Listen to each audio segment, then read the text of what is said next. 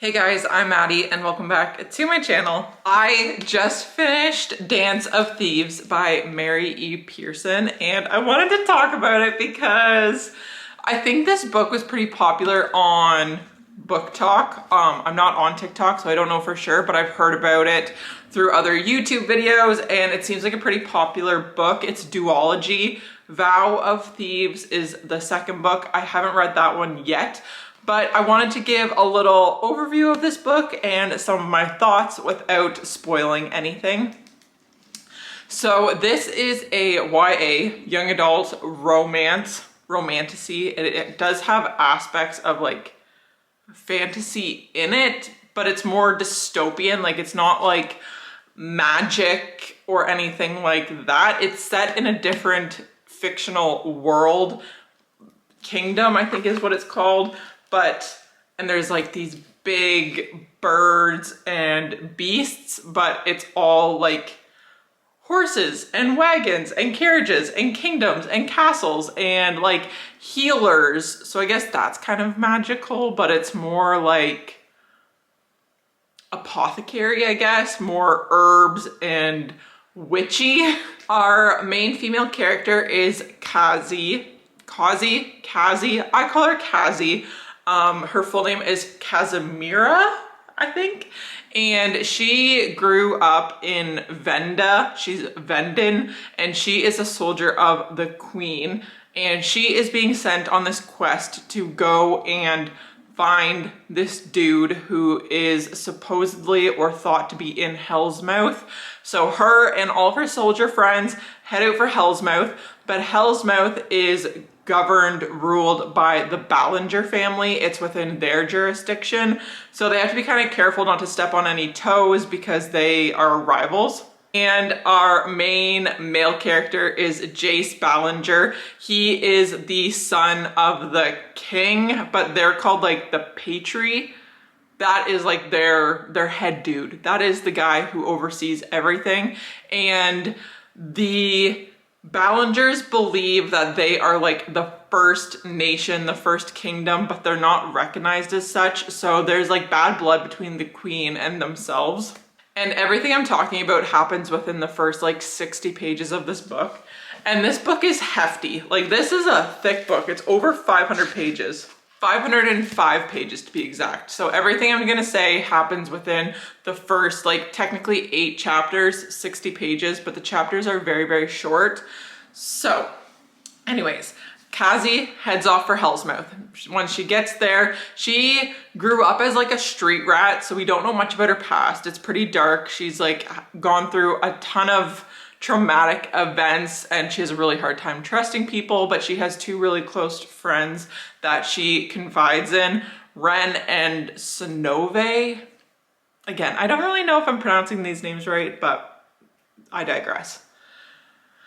So at Hell's Mouth, they're kind of going from vendors, just checking the place out. They present themselves that they are there on a mission to investigate treaty violations from the Ballingers, but in actuality, they're looking for this like dude, this really bad guy who like killed people, who started a battle, I think, against the queen or the king. He's just a bad dude, and they think that the Ballingers are stowing him away, holding him as not a hostage, but like as a refugee. They are giving him refugee. They're giving him refuge.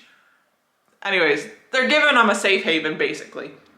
They think, but they can't present that because this guy's been on the run for a really long time. So they can't be upfront about that because then they think he'll just run away again. So they present themselves that they're there to investigate treaty violations and that the Ballingers are doing some sketchy things. But anyways, they go around the arena. Then Kazi has a little run-in with Jace Ballinger, literally holds a knife to his throat. His pretty little neck, I think, is what she actually calls it. But she doesn't really know who he is right off the bat, so it wasn't a big deal in her eyes, but to the townspeople, like, you don't do that. You do not cross the Ballingers. They are like sacred because they own the town, basically. They give everyone life. But anyways, Jace is pretty shooken up about this, so he kind of walks away and lures her down this alley, and she follows him because she wants more information, more detail about him. And then down this alley, they get kidnapped by labor hunters. They don't like, the labor hunters were paid a big sum of money to like gather a bunch of people. I'm not really sure if they were specifically looking for the Patry and for Kazi, or if they just like happened to cross paths. Don't really know. But anyways, they get kidnapped and then they get chucked onto a wagon and they are out of Hell's Mouth, and no one watched them leave. No one watched this go down. So all of a sudden the Patry is vanished and like gone. And so is Kazi. So Ren and Snove are like, where the hell did she go?